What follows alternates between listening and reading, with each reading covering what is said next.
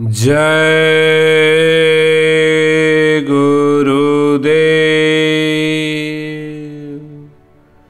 एक बार परम पूज्य स्वामी जी महाराज ने सत्संग सुनाते हुए कहा, सुरत शब्द योग यानी नाम योग की साधना जीते जी शरीर छोड़ने की साधना है, आत्म साधना है। चेतन आत्मा को चेतन शब्द से जोड़ने का काम है। आत्मा चेतन है, शब्द भी चेतन है। चेतन से चेतन जुड़ जाएगा तो दोनों मिलकर एक हो जाएंगे। जीवात्मा मालिक के अंश है और वही परमात्मा को पा सकती है। इसलिए यह साधना आत्मा को जीते जी शरीर से अलग करने की है। इसी के लिए ईसा मसीह ने इशारा किया, लर्न टू डाई यानी जीते जी मरना सीखो। जब तुम सत्संग में आने जाने लगते हो तो 12 आने तकलीफ तो तुम्हारी दूर कर दी जाती है। 4 आने में तुम इतना चिल्लाते हो, हम सब देखते सुनते रहते हैं कि तुम कितना चिल्लाते हो। यहाँ तक चिल्लाते हो कि अब बर्दाश्त नहीं हो रहा है। इससे अच्छा है कि आप मुझे मौत दे दीजिए, या फिर कहते हो कि अगर आपने दया नहीं की तो मैं आत्महत्या कर लूँगा। महापुरुषों से इस तरह की पुकार करना ये भक्तों की निशानी नहीं है। आप आत्महत्या करेंगे तो कौन सा सुख मिल जाएगा। वैसे भी हत्या बहुत बड़ा पाप है। आत्मा भटक जाएगी। प्रेत की योनि पीड़ा का अंदाजा नहीं है किसी को। दर्शन अंधेरे में नहीं होता, प्रकाश में होता है। तुम्हें मालूम हो गया कि जीवात्मा दोनों आंखों के पीछे बैठी है। जहां अंधेरा है, साधक जब ऊपर को चलेगा तो उधर प्रकाश है।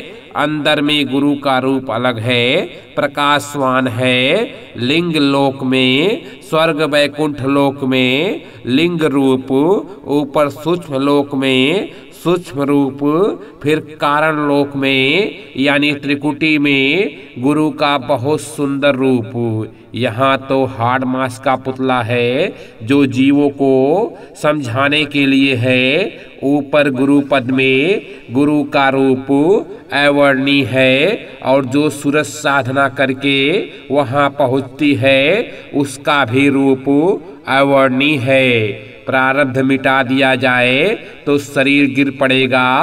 हमारी गलतफहमी यह हो जाती है कि हम सोच लेते हैं कि नामदान मिल गया तो हमारे जीवन की सारी परेशानियां और तकलीफें खत्म हो गई, केवल सुख ही सुख रह गया। हम सत्संग वचनों को भूल जाते हैं। भजन करेंगे तो कर्म साफ होंगे और गुरु की दया का अनुभव होगा, और अंदर आत्मा को मस्ती आएगी तो सुख दुख का एहसास नहीं होगा। सब में गुरु की मौज मसहलत दिखाई देगी। ये बात सच है कि गुरु की दया जब होती है तो तकलीफ वैसे ही कम हो जाती है। जिस किसी की तीसरी आंख यानी जीवात्मा की आंख खुल जाती है और अंतर में प्रकाश प्रकट हो जाता है, उसे सतगुरु का दर्शन होता रहता है। उस मंडल में भी गुरु का वही स्वरूप है जो यहाँ शरीर में है। अंतर यह है कि चेतन मंडल में गुरु का स्वरूप प्रकाश से चमकता रहता है।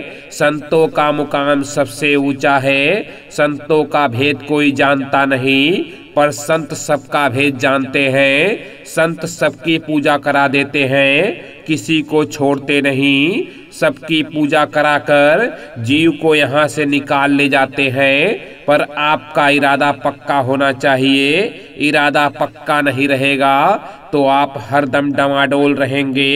इरादा पक्का रहेगा तो साधन भजन करके पार हो जाओगे। संत मत नास्तिकता नहीं सिखाता, किसी से लड़ना नहीं सिखाता, किसी की निंदा नहीं सिखाता। यही संत मत की सफलता है किसी की बुराई ना करो, गृहस्थ आश्रम में रहो, अपनी जातियों और समाजों में रहो, अपने परिवार में जाति में रहो। समाज में बड़ा संभल कर रहा जाता है ताकि किसी से उधमबाजी ना हो, लड़ाई झगड़े ना हो और अपना भी काम हो जाए। जब महात्माओं की उनकी शिक्षाओं की कमी हो जाती है तो मानव धर्म खत्म हो जाता है। ऐसा मालूम होता है कि काल चंडी रूप बना कर बैठा है और सबको भस्म करना चाहता है। उसकी क्रिया अलग है।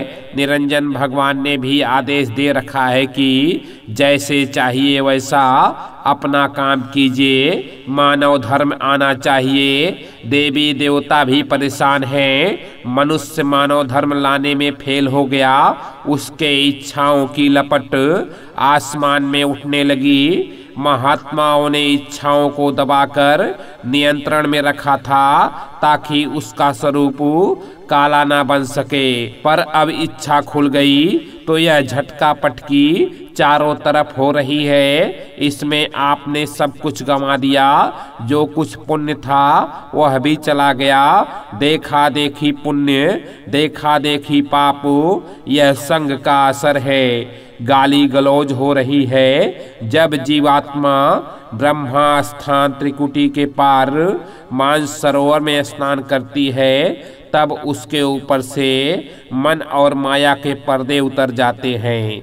आत्मा मन के चंगुल से आजाद हो जाती है और वह अपने वास्तविक स्वरूप को पहचान लेती है। उस वक्त उसके अंदर अपने मूल स्रोत की याद जाग उठती है और वह परमात्मा में लीन होने के लिए तड़पने लगती है।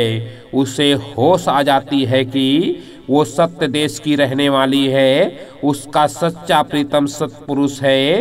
एक संत हुए हैं सावन सिंह। उन्होंने जीवों का बहुत काम किया। वृद्धावस्था आई, तबीयत खराब हुई। एक बार रात का समय था। वह कहने लगे कि देखो सूरज चढ़ रहा है, उसका प्रकाश फैल रहा है। उनके पास दिन रात रहने वाले घबरा गए और आपस में खुसुर फुसुर करने लगे कि अब हुजूर का दिमाग काम नहीं कर रहा है।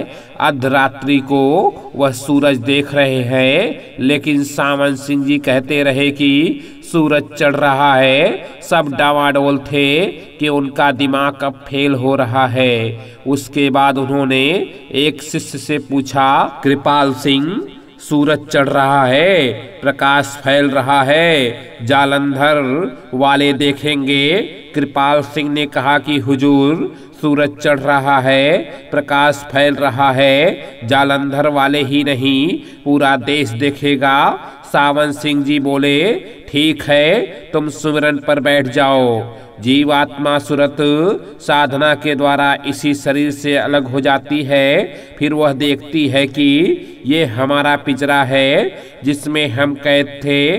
फिर वो आसमान में उड़ने लगती है। आत्मा के शरीर को छोड़कर ऊपर चढ़ने के दो तरीके हैं। पहला भजन अर्थात शब्द धुन को सुनने के द्वारा, और दूसरा जब साधक अभ्यास के बाद सो जाता है। पहली अवस्था में जो दृश्य रूहानी मंडलों में शब्द के सुनने से दिखाई देते हैं वे सच्चे और सही होते हैं। उसमें कोई भ्रम या खतरा नहीं होता है। परंतु दूसरी अवस्था में दृश्य असली भी हो सकते हैं और भ्रम भी हो सकता है। सुमरन के द्वारा भ्रम का निवारण किया जाता है। साधना द्वारा पहली मंजिल अर्थात निरंजन भगवान तक पहुँचने में अभ्यासी को गंभीर कठिनाइयों का सामना करना पड़ता है, क्योंकि इस मंजिल तक जड़ संसार और माया का प्रभाव बहुत प्रबल होता है। पर जैसे ही साधक पहली मंजिल में पहुंच जाता है और निरंजन भगवान का दर्शन करता है, उसके बाद उसकी तरक्की ऊपर के मंडलों में जाने की जल्दी होने लगती है। जय गुरुदेव।